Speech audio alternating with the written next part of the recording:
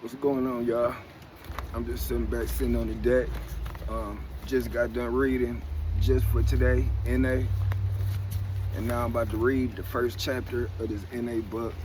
Um, I'm about to get serious about my recovery.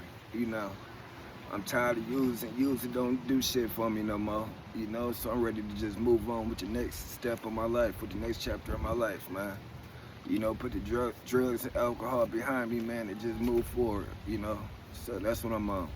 So I'm about to sit back and read this. Chapter 1. Who is an addict? Most of us do not have to think twice about this question. We know. Our whole life and thinking was centered in drugs in one form or another. The getting and using and finding ways and means to get more. We live to use and use to live. Very simply, an addict is a man or a woman whose life is controlled by drugs. We are people in the grip of a continuing and progressive illness whose ends are always the same: jails, institutions, and death. Those of us who have found the program of Narcotics Anonymous do not have to think twice about the question. Who is an addict? We know the following is our experience. As addicts, we are people whose use of any mind-altering, mood-changing substance causes a problem in any area of life. Addiction is a disease that involves more than the use of drugs. Some of us believe that our disease was present long before the first time we used. I know mine was. Before I even picked up a drug or alcohol, you know, I knew I was an addict. I knew something was wrong with me because everything I did it to the extreme. It don't matter what it was. Most of us did not consider ourselves addicted before coming to the Narcotics Anonymous program. I always knew I had a problem. I ain't had to think about that. The information available to us came from misinformed people. As long as we could stop using for a while, we thought we were all right. We looked at the stopping, not the using.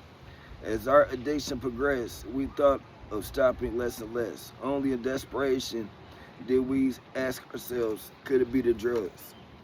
We did not choose to become addicts. We suffer from a disease that expresses itself in ways that are antisocial and that makes detection, diagnosis, and treatment difficult.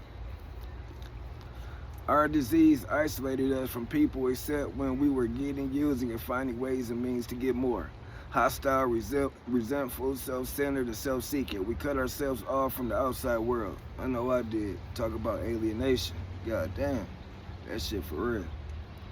Anything not completely familiar became alien and dangerous. Our world shrank and isolation became our life. We used in order to survive. It was the only way of life that we knew. Some of us used, misused, and abused drugs and still did not consider ourselves addicts.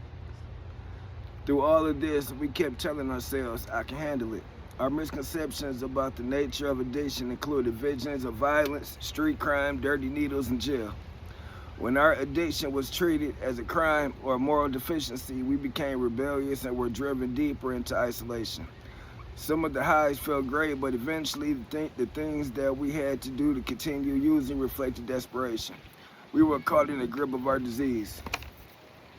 We were forced to survive any way that we could. We manipulated people. We tried to control everything around us. We lied, stole, cheated, and sold ourselves. We had to have drugs regardless of the cost. Failure and fear began to invade our lives.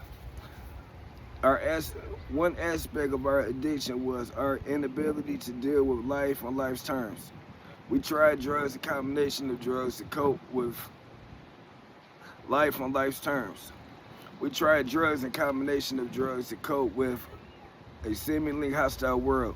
We dreamed of finding a magic formula that would solve our ultimate problem, ourselves. The fact was that we could not use any mind-altering or mood-changing substance, including marijuana and alcohol. Successfully, drugs ceased to make us feel good. At times, we were defensive about our addiction and justified our right to use, especially when we had legal prescriptions. We were proud of the sometimes illegal and sometimes often bizarre behavior that typified our using. We forgot about the times when we sat alone and were consumed by fear and self-pity. We fell into a pattern of selective thinking. We only remembered the good drug experiences. We justified and rationalized the things that we did to keep from being sick or going crazy. We ignored the times when life seemed to be a nightmare. We avoided the reality of our addiction. Higher mental and emotional functions such as conscience and the ability to love were sharply affected by our use of drugs. Living skills were reduced to the animal level. Our spirit was broken. The capacity to feel human was lost. This seems extreme, but many of us have been in this state of mind. We were constantly searching for the answer, that person, place, or thing that will make everything all right. We lacked the ability to cope with daily living. As our addiction progressed, many of us found ourselves in and out of institutions. I know I was in and out of rehabs, jails, three-quarter houses since I was 17, 18. Man, I swear I probably spent about 7 years altogether in and out of just rehabs and three-quarter houses alone. Like, that's my story.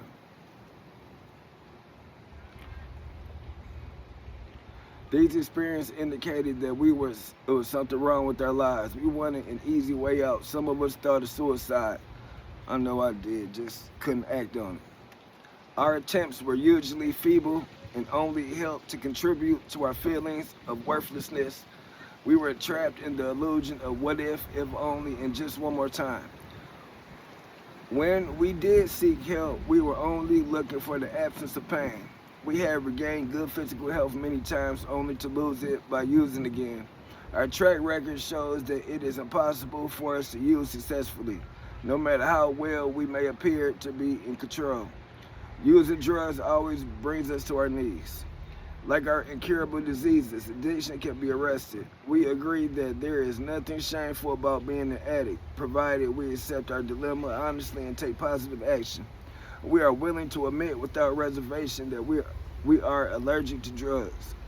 Common sense tells us that it would be insane to go back to the source of our allergy. Our experience indicates that medicine cannot cure our illness. Although physical and mental tolerance play a role, many drugs require no extended period of use to trigger allergic reaction. Our reaction to drugs is what makes us addicts, not how much we use.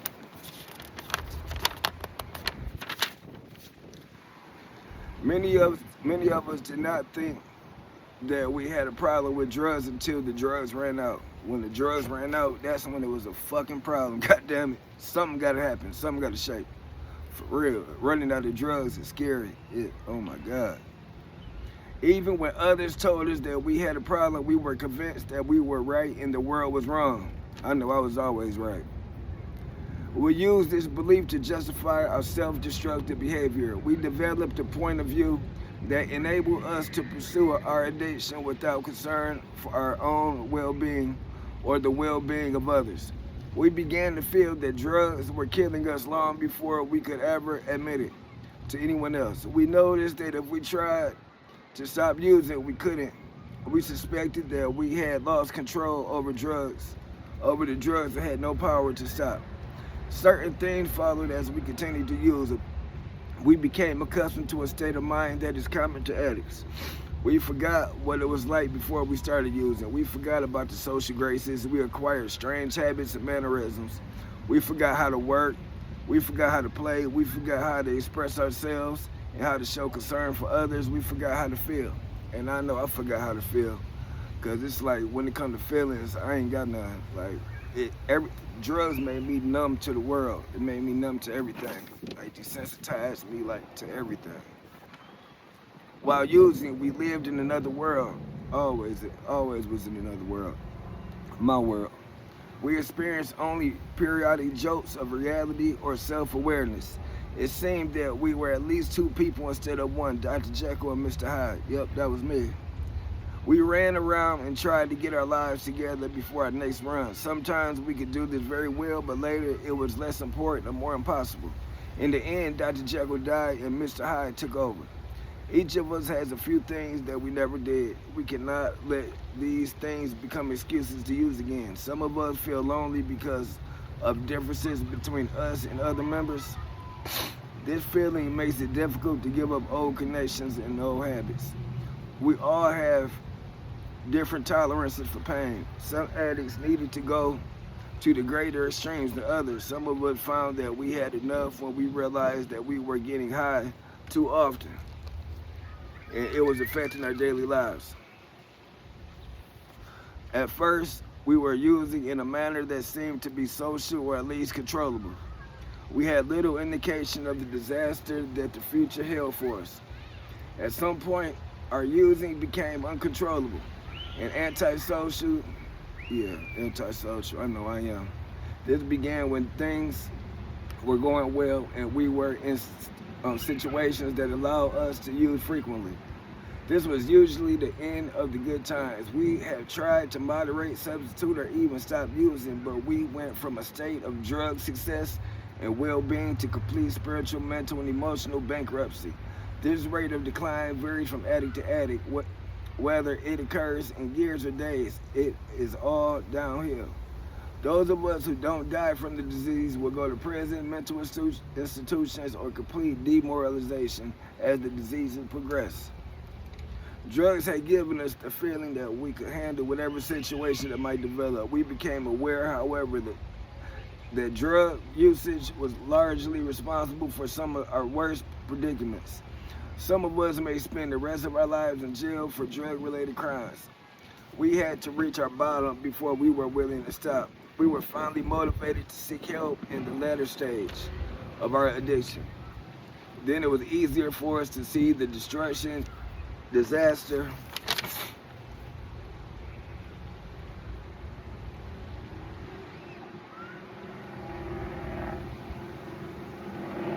and delusion of our using. It was harder to deny our addiction when problems were staring us in the face. Some of us first saw the effects of our addiction on the people closest to us. We hurt the ones we love.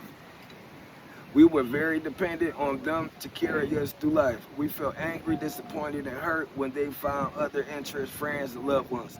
We regretted the past, dreaded the future, and we weren't too thrilled about the present. After years of searching, we were more unhappy and less satisfied than when it all began. Our addiction enslaved us. We were prisoners of our own mind and were condemned by our own guilt. We gave up the hope that we would ever stop using drugs. Our attempts to stay clean always failed, causing us pain and misery. As addicts, we have an incurable disease called addiction. The disease is chronic, progressive, and fatal. However, it is a treatable disease. We feel that each individual has to answer the question, am I an addict? I am an addict. I ain't got to question that. How we got the disease is of no immediate importance to us. We are concerned with recovery. I know I am. We began to treat our addiction by not using. Many of us saw answers but failed to find any workable solution until we found each other. Once we identify ourselves as addicts, help becomes possible. That's the first step, admitting that we got a problem and that we are unmanageable. We can see a little of ourselves, and every addict can see little of them in us. This insight lets us help one another. Our future seemed hopeless until we found clean addicts who were willing to share with us. Denial of our addiction kept us sick, but our honest admission of addiction enabled us to stop using. The people at Narcotics Anonymous told us that they were recovering addicts who had learned to live without drugs. If they could do it, so could we. The only alternatives to recovery are jails, institutions, dereliction, and death. Unfortunately, our disease makes us deny our addiction. If you are an addict, you can find a new way of life through the NA program. We have become very grateful in the course of our recovery. Through abstinence and through working the 12 steps of Narcotics Anonymous, our lives have become useful. We realize that we are never cured and that we carry the disease within us for the rest of our lives. We have a disease, but we do recover. Each day we are given another chance. We convinced that there is only one way to live, and that is the NA way. Yes, yes, yes. I'm on my recovery path, y'all. Thursday, I went to a meeting with my boy Kevin. This dude, I forgot the old dude name. This old dude that stayed out on the street off of Palmer. But I used to get needles from them, you know, so I can get high and shit. And a couple months ago, I guess, this dude Nate that I knew from the program from Safe Step out there in Westland, Michigan, man. He was staying there and stuff. He kept relapsing and everything, but I guess they were smoking cigarettes in the house, and the house caught on fire. And the lady which was an addict who was staying there too, her cat was in the house, so she asked Nate if he can go get her cat, and Nate ended up going in the house to get the cat, and he ended up dying upstairs in the bedroom. And we rode past the house. The whole house is burnt down, trash. It's like, man, and it's like, damn, I knew Nate. He went in there to get a cat. You know what I'm saying? For her, you know, like, man.